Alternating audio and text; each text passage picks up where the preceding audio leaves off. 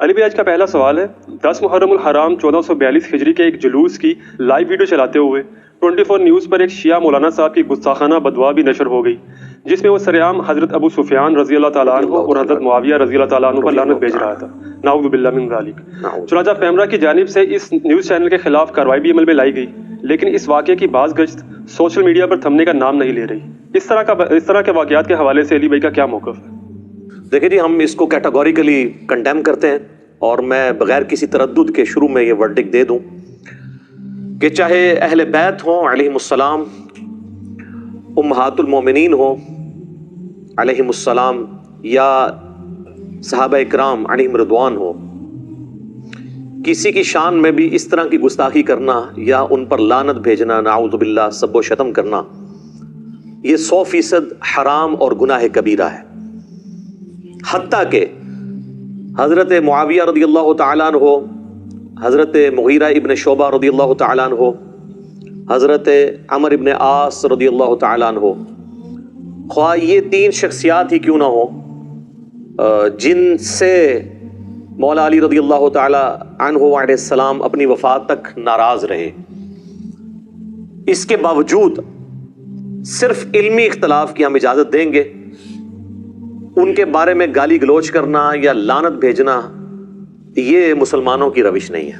یہ بالکل اس چیز کو کلیئر کٹ سمجھ لینا چاہیے، اور اس حوالے سے گورنمنٹ کی بھی ذمہ داری ہے کہ ایسے ٹی وی چینلز پہ پابندی تو بعد میں لگائیں، پہلے ان کو ایجوکیٹ کریں کہ ان کے پاس ایسے علماء کا پینل ہونا چاہیے جو اس طرح کی لائیو جو کوریج ہے، خواہ وہ اہل سنت کی تقاریر کی ہو یا اہل تشیع کی، اس کو کرٹیکلی دیکھیں، اور اس کے بعد ایٹ لیسٹ 5 منٹ کے ڈیلے کے ساتھ وہ ویڈیو آن ایئر ہونی چاہیے، تاکہ اگر کسی نے کوئی گستاخانہ جملہ بولا ہے تو اس کو وہیں پر روکا جا سکے، ایڈٹ کیا جا سکے۔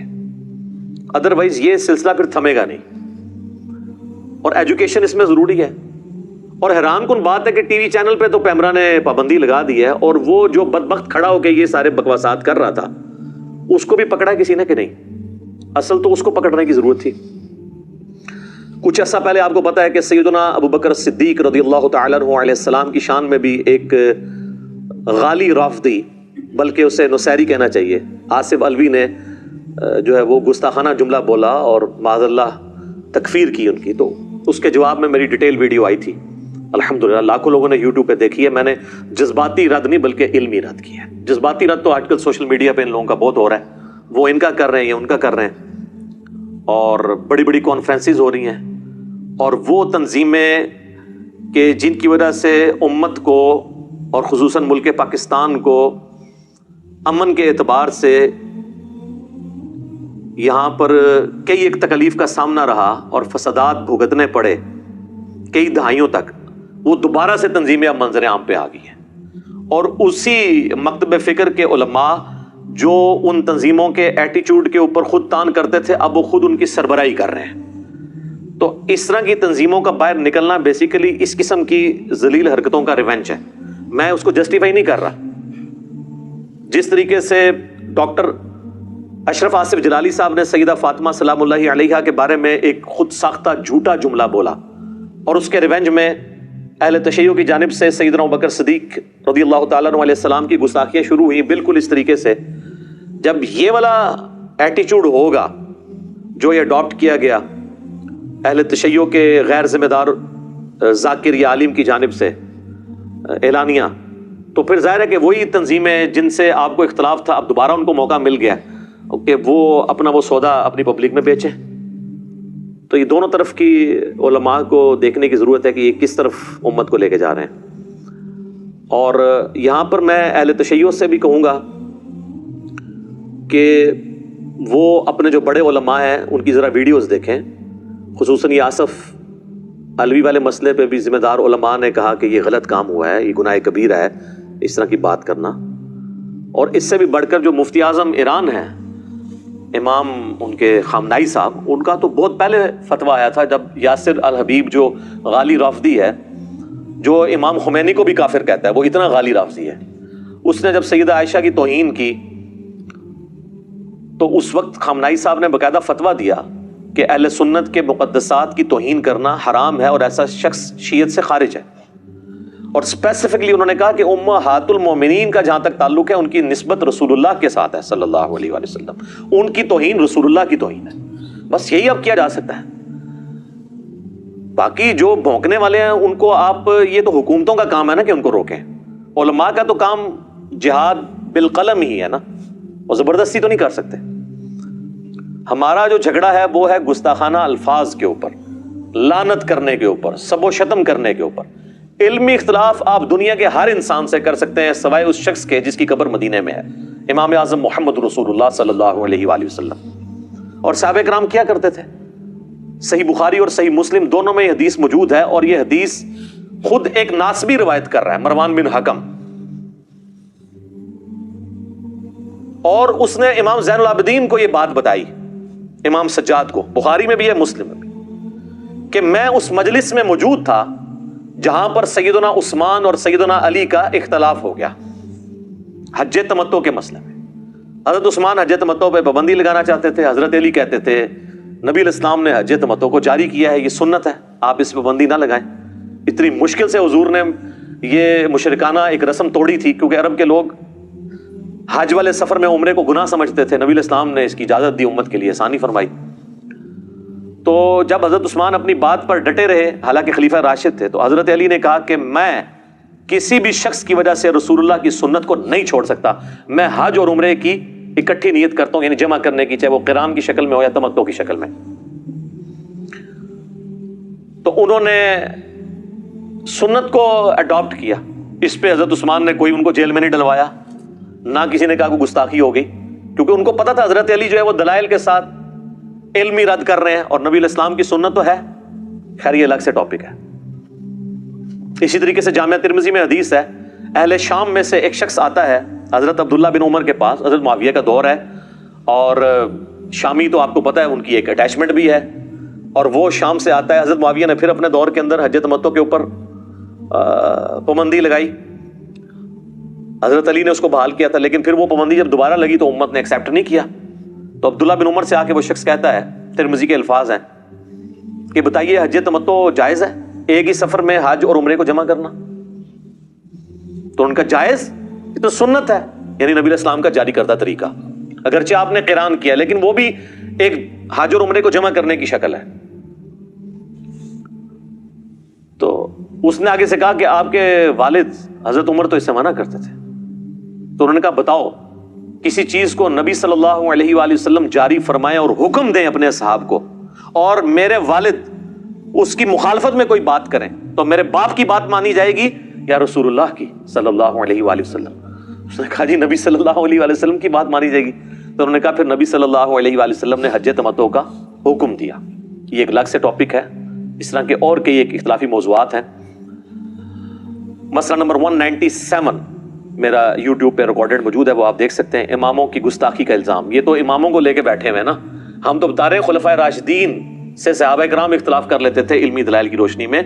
وہ خلفائے راشدین جن کے بارے میں ابو داؤد, ترمذی, ابن ماجہ میں حدیث ہے, مشکات میں بھی آپ کو مل جائے گی حدیث, علیکم بسنتی و سنت الخلفاء الراشدین المہدیین, تم پر میری سنت اور میرے خلفائے راشدین ہدایت یافتہ کی سنت لازم ہے. سیدنا ابو بکر, عمر, عثمان, علی اور حسن ابن علی کے بھی 6 مہینے شامل کر لیں رضی اللہ عنہم اجمعین وعلیہم السلام اجمعین. تو باقی لوگوں سے تو اختلاف رائے ہو سکتا ہے. بلکہ شاہ ولی اللہ دہلوی, جن کو بریلوی, دیوبندی, اہل حدیث سب کانٹیننٹ میں تینوں جو سنیت کے ٹھیکیدار بنے ہوئے ہیں اور دعوے دار, وہ اپنا امام مانتے ہیں. ان کی شعراء آفاق تصنیف عربی میں جو ہے حجت اللہ البالغہ, اردو ترجمہ ہو چکا ہے, اس میں انہوں نے چاروں اماموں کے اقوال پہ ایک پورا چیپٹر باندھا ہے. اس میں انہوں نے امام مالک کا قول نقل کیا ہے کہ امام مالک کہا کرتے تھے کہ اس دنیا میں سوائے رسول اللہ کے صلی اللہ علیہ وآلہ وسلم کوئی ایسا شخص نہیں جس کی ہر بات مقبول ہو اور کوئی بات مردود نہ ہو. اور نبی علیہ السلام کی قبر مبارک کی طرف اشارہ کر کے وہ کہا کرتے تھے کہ اس صاحب قبر صلی اللہ علیہ وآلہ وسلم کے سوا کوئی ایسا شخص نہیں ہے کہ جس سے آپ اختلاف نہ کر سکتے ہوں سوائے آپ صلی اللہ علیہ وآلہ وسلم کے. تو یہ ہے مسلمانوں کی دین کی جڑ اور بنیاد. اب یہاں پر میں اہل تشیع عام سے بھی کہوں گا کہ علی کے شیعہ بنے, بنو امیہ کے شیعہ نہ بنے. سیدنا علی کی یہ تعلیمات نہیں ہیں جو آپ لے کر چل رہے ہیں. آپ اپنی کتابوں کی طرف رجوع لے کر آئیں جو ہم آپ سے عرض کرتے رہتے ہیں کہ مرنے سے پہلے اے مسلمان کر لے اس پہ غور. کتابوں کا خدا اور ہے، بابوں کا خدا اور. کہنے کو تو دین سب کا اسلام ہے، لیکن کتابوں کا جہاں اور ہے، بابوں کا جہاں اور. بکش مسلم بنے تو کسی نے علی کا شیعہ بننا ہے تو کتابی شیعہ بنے، بابی شیعہ نہ بنے. کتابوں کے شیعہ اور ہیں، بابوں کے شیعہ اور. کتابوں کے شیعہ اور ہیں اور ذاکروں کے شیعہ اور. تو یہ غور کریں ذرا. تو اس کانٹیکسٹ میں شیعہ مکتب فکر کو 2 ریفرنسز کوٹ کروں گا اسی کانٹیکسٹ کے اندر، لیکن اس سے پہلے ایک دفعہ دروشی پڑھ لیں. اللہم صلی علی محمد وعلی آل محمد کما صلیت علی ابراہیم وعلی آل ابراہیم انک حمید مجید. اللہم بارک علی محمد وعلی آل محمد کما بارکت علی ابراہیم وعلی آل ابراہیم انک حمید مجید. آمین. میرے بھائیو، یہ دونوں ریفرنسز ان کی شورا افاق تصنیف جس کو وہ فالو بھی کرتے ہیں، اس کا ذکر بھی کرتے ہیں، نہج البلاغہ، سیدنا مولا علی رضی اللہ تعالیٰ عنہ علیہ السلام کے خطبات اور ان کے مکتوبات کا مجموعہ ہے. اس کے اوپر الگ سے میری کئی ویڈیوز ریکارڈڈ ہیں.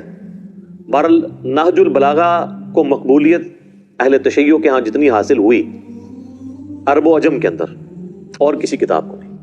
ویسے حدیث کی کتابیں جس طرح ہماری بخاری اور مسلم ہے اس لیول کی، ان کی جو کتاب ہے وہ اصول الکافی ہے، لیکن اس کو بھی اتنی شہرت نہیں ملی جتنی شہرت نہج البلاغہ کو ملی. یہ میرے بھائیو نہج البلاغہ اب نئی پرنٹ ہو کے آئی ہے، بڑی خوبصورت کمپوزنگ میں مجھے گفٹ بھیجی ہمارے ایک دوست نے. تو اس سے میں نے 5 ریفرنسز، پچھلے دنوں بھی میری ویڈیو ریکارڈ ہوئی تھی، سیدنا ابوبکر صدیق رضی اللہ تعالیٰ عنہ علیہ السلام کی گستاخی جو کی تھی ایک نصیریہ ذاکر نے، اس کے رد میں تو میں نے اس میں حوالہ اس میں بھی دیا تھا اسی سے، اور آج بھی میں اس سے 2 ریفرنسز دوں گا. پہلا ریفرنس جو ہے وہ نہج البلاغہ سے خطبہ نمبر ہے 204 مولا علی کا، اور یہ مفتی جعفر حسین صاحب رحمہ اللہ تعالیٰ فوت ہو چکے ہیں. ان کا یہ ترجمہ ہے. شیعہ کے ایک اتھینٹک علماء میں سے ایک بڑی پرسنالٹی تھے. تو آپ دیکھیں اس خطبے کا عنوان کیا ہے، وَقَدْ سَمِعَ قَوْمًا مِّنْ أَصْحَابِهِ يَسُبُّونَ أَهْلَ الشَّامِ أَيَّامَ حَرْبِهِمْ بِصِفِّينَ. اور جب مولا علی علیہ السلام نے اپنے ساتھیوں کو سنا کہ وہ جنگ کے دوران اہل شام یعنی حضرت معاویہ رضی اللہ تعالیٰ عنہ کی پارٹی پر سب و شتم کر رہے تھے جنگ کے دنوں میں جب آپ نے تلوار اٹھا لی تو باقی چیزیں چھوٹی ہوگی، لیکن اخلاقیات سے نہیں کسی کو گرنا چاہیے. تو اس پہ پھر مولا علی کا خطبہ ہے. میں تمہارے لیے اس چیز کو پسند نہیں کرتا کہ تم گالیاں دینے لگو. یہ ہے علی کے شیعہ جو مولا علی کو فالو کریں گے. اگر تم ان کے کرتوت کھولو اور ان کے صحیح حالات پیش کرو تو یہ ایک ٹھکانے کی بات ہے اور عذر تمام کرنے کا صحیح طریقہ کار ہوگا. یعنی علمی طریقے سے رد کرو، گالی دینے سے کیا ملے گا. تم گالم گلوچ کے بجائے یہ کہو خدایا ہمارا بھی خون محفوظ رکھ اور ان کا بھی، اور ہمارے اور ان کے درمیان اصلاح کی صورت پیدا کر اور انہیں گمراہی سے ہدایت کی طرف لا تاکہ حق سے بے خبر حق کو پہچان لیں اور گمراہی اور سرکشی کے شیدائی اس سے اپنا رخ موڑ لیں. یہ ہے میرے بھائیوں ایک طریقہ پازیٹیو چیزوں کو ہائی لائٹ کرنے کا. اور مزے کی بات بتاؤں، اسی سے ملتا جلتا خطبہ اہل سنت کے ہاں آپ کو المستدرک للحاکم میں مل جائے گا. انٹرنیشنل نمبر کے مطابق 8658 نمبر حدیث ہے جس میں مولا علی کے الفاظ ہیں کہ اہل شام کو گالی مت دو بلکہ ان کے کرتوتوں کو برا کہو، یا ان میں جو برے لوگ ہیں ان کو برا کہو، ان کو گالی مت دو. تو یہ نہج البلاغہ میں بھی خطبہ آ گیا اور المستدرک للحاکم کے اندر بھی آ گیا. اچھا، دوسرا ریفرنس وہ ہے مولا علی رضی اللہ تعالیٰ عنہ علیہ السلام نے ایک مکتوب لکھا تھا معاویہ ابن ابی سفیان کے نام. یہ خط نمبر ہے مکتوب نمبر 6. اچھا، یہ جو میں آپ کو نمبرنگ بتا رہا ہوں یہ پوری دنیا میں سٹینڈرڈ ہے، عربی میں، فارسی میں، اردو میں، ایون جتنے ورژن آپ کو ملیں گے پرنٹنگ والے سب میں نمبرنگ یہی ہوگی، خطبوں کی اور مکتوب کی. یہ خط ہے. یہ خط انہوں نے لکھا ہے جب حضرت معاویہ نے خلیفہ وقت کی بیعت سے انکار کیا، امام وقت کے خلاف بغاوت کی، تو اس میں حضرت علی نے ان کو سمجھانے کے لیے کیا لکھا جن لوگوں نے ابو بکر، عمر اور عثمان کی بیعت کی تھی انہوں نے میرے ہاتھ پر اسی اصول کے مطابق بیعت کی ہے جس اصول پر وہ ان کی بیعت کر چکے تھے. یعنی مولا علی یہ کہہ رہے ہیں کہ میری خلافت کی دلیل یہ ہے کہ جس اصول پہ خلفائے ثلاثہ کی بیعت ہوئی ہے، جن اصحاب نے کی ہے، اسی اصول کے اوپر میری بیعت ہوئی ہے جن پہ خلفائے ثلاثہ کی ہوئی تھی. اچھا، بعض شیعہ کہتے ہیں یہ انہوں نے بیسیکلی الزامی جواب کے طور پہ حضرت معاویہ کو کہا تھا. اس کا یہ مطلب نہیں کہ وہ خلفائے ثلاثہ کی بیعت کو درست سمجھتے تھے، نہ، یہ آپ نے غلط رزلٹ نکالا ہے. یہ مکتوب خود اپنی حفاظت کرے گا کہ آپ اپنا لقمہ اس کے منہ میں نہیں ڈال سکتے. آگے جا کے مولا علی کہیں گے کہ وہ اصحاب جنہوں نے 3 خلفاء کو چنا تھا اور مجھے بھی چنا ہے، ان کا چننا اس میں اللہ کی خوشنودی ہے اور ان اصحاب کی مخالفت اللہ کی مخالفت ہے. تو بات ہی ختم ہو گئی. اب آپ جتنی مرضی اپنی پبلک کو کہانیاں کرواتے رہیں، باطل تو نہیں داخل ہو سکتا. اب وہ کیا کہتے ہیں، اور اس کی بنا پر جو حاضر ہے اسے پھر نظر ثانی کا حق نہیں، اور جو بر وقت موجود نہ ہو اسے رد کرنے کا اختیار نہیں، اور شورا کا حق صرف مہاجرین اور انصار کو ہے، اور اگر وہ کسی پر ایکا کر لیں اور اسے خلیفہ سمجھ لیں تو اسی میں اللہ کی رضا اور خوشنودی سمجھی جائے گی. اب جو کوئی اس کی شخصیت پر اعتراض یا نیا نظریہ اختیار کرتا ہوا الگ ہو جائے تو اسے وہ سب اسی طرح واپس لائیں گے جدھر سے وہ منحرف ہوا ہے. اب دیکھیں، وہ کہہ رہے ہیں اللہ کی رضا ہے، جو ہٹے گا اسے واپس لایا جائے گا. وہ سورۃ الحجرات میں بھی آیا نا کہ اگر مسلمانوں کا کوئی گروہ باغی ہو جائے اور وہ نہ سمجھ رہا ہو تو اسے قتال کر کے آمادہ کرو کہ واپس آئے. اسی کے تحت مولا علی نے جنگ جمل، صفین اور نہروان لڑی تھی. اور اگر انکار کرے تو اس سے لڑیں. یہ وہی بات آ گئی، کیونکہ وہ مومنوں کے طریقے سے ہٹ کر دوسری راہ پر ہو لیا ہے اور جدھر وہ پھر گیا ہے اللہ بھی اسے ادھر ہی پھیر دے گا. اے معاویہ، میری جان کی قسم، اگر تم اپنی نفسانی خواہشوں سے دور ہو کر عقل سے دیکھو تو سب لوگوں سے زیادہ مجھے عثمان کے خون سے بری پاؤ گے، مگر یہ کہ تم بہتان باندھ کر کھلی ہوئی چیزوں پر پردہ ڈالنے لگے ہو. والسلام. شکر ہے جی، اسلام لکھ دیتا ہے. اسلام کا مطلب ہے کہ انہوں نے مسلمان سمجھا ہے، ٹھیک ہے نا. اور بیعت پہ آمادہ کرنے کا مطلب یہ ہے کہ ان کو مسلمان سمجھتے تھے تبھی بیعت پہ آمادہ کیا نا. کافر سے تو نعوذ باللہ بیعت نہیں لینی تھی. تو آپ یعنی وہ سلام بھیج رہے ہیں اور آپ جناب لانتے بھیج رہے ہیں. آپ دیکھ لیں، آپ علی کے شیعہ ہیں یا بنو امیہ کے شیعہ ہیں یا ان کے شیعہ ہیں جن کے نام مولا علی نے خط لکھا ہے. تو آپ اسی کے شیعہ بنیں جو جس کا شیعہ آپ کو بننا چاہیے، پارٹی کا بندہ، مولا علی کا پارٹی کا بندہ. اچھا میرے بھائیو، یہ جو سب و شتم کا ٹاپک ہے یہ انتہائی سینسٹیو ٹاپک ہے اور اس کے ساتھ کئی ایک چیزیں جڑی ہوئی ہیں، کئی ایک تلخ حقائق جڑے ہوئے ہیں کہ اس کی بنیادیں کہاں ہیں. یہ حقیقت بات ہے کہ یہ سب و شتم کا سلسلہ بنو امیہ کے دور میں شروع ہوا سیدنا علی بن ابی طالب پر، اور پھر اس کے ریونج میں جو مولا علی کے شیعہ تھے وہ بھی ایکسٹریم رویے پر گئے اور انہوں نے وہی کام جو ہے وہ بنو امیہ کے ساتھ اور بلکہ ان کی وجہ سے نعوذ باللہ خلفائے ثلاثہ کے اوپر کرنا شروع کر دیا. اچھا، یہ میں بنو امیہ جب بھی نام لوں تو آپ نے حضرت عثمان کے پیچھے جا کے نہیں چھپنا یا عمر بن عبدالعزیز کے پیچھے نہیں چھپنا. یہ غلط ایٹیچیوڈ ہے. یہ اس طریقے سے ہی ہے جس طرح اگر ہم بنو ہاشم کے فضائل بیان کریں جو بخاری مسلم میں آتا ہے کہ نبی علیہ السلام نے فرمایا کہ اللہ تعالیٰ نے سب سے بہترین خاندان کو یعنی انسانیت میں چنا، تو آپ یہ کہیں گے جی چنگا عظیم خاندان ہے، ابو لہب پیدا ہو گیا ہوتے، تو پھر ظاہر انڈرسٹوڈ ہوگا. رسول اللہ نے حالانکہ اس کو علیحدہ نہیں کیا کہ سوائے ابو لہب کے، تو میں بھی اگر علیحدہ نہ کروں تو انڈرسٹوڈ ہے کہ حضرت عثمان اور عمر بن عبدالعزیز رضی اللہ عنہما وعلیہم السلام وہ ان کو ہم ایکسکلوڈ کر رہے ہیں. ہم بات کر رہے ہیں اوور آل بنو امیہ کی. تو غلط طریقے سے چیزوں کو لے کے نہیں چلنا چاہیے، علمی طریقے سے لے کے چلنا چاہیے. تو یہ ایک ٹاپک ہے، گائے بگائے تو میں اس کا ذکر کرتا تھا، لیکن اب چونکہ یہ ایک ایشو آیا ہے تو اس کانٹیکسٹ میں یہ بات کروں کہ یہ جو کچھ ہوا حضرت معاویہ رضی اللہ تعالیٰ عنہ ہو یا ابو سفیان رضی اللہ تعالیٰ عنہ ہو کے بارے میں نازیبہ کلمات والا، تو اس کی روٹس 1400 سال پرانی ہیں. یہ کوئی آج کی پیداوار نہیں ہے. اور اس کے اوپر اجماع ہے کہ بنو امیہ کے دور میں صلح حسن 41 ہجری سے لے کر 99 ہجری تک، آلموسٹ 60 سال تک بنو امیہ کے ممبروں پہ تینوں بر اعظموں کے اندر جمعے اور عیدین کے خطبوں میں سیدنا علی بن ابی طالب رضی اللہ تعالیٰ عنہ وکرم اللہ وجہ الکریم وعلیہ السلام پر سب و شتم کیا جاتا تھا، اور اس پہ کوئی دوسری رائے نہیں ہے۔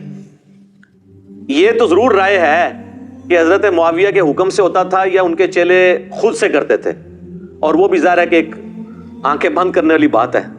یہ تو اسی طریقے سے ہے کوئی شخص کہے کہ جی لال مسجد میں جو کچھ ہوا وہ پرویز مشرف کو تو نہیں پتا تھا، نیچے پتہ نہیں کوئی کار گیا، تو وہ آپ نے ویسے آنکھ بند کرنی تو علیحدہ کریں۔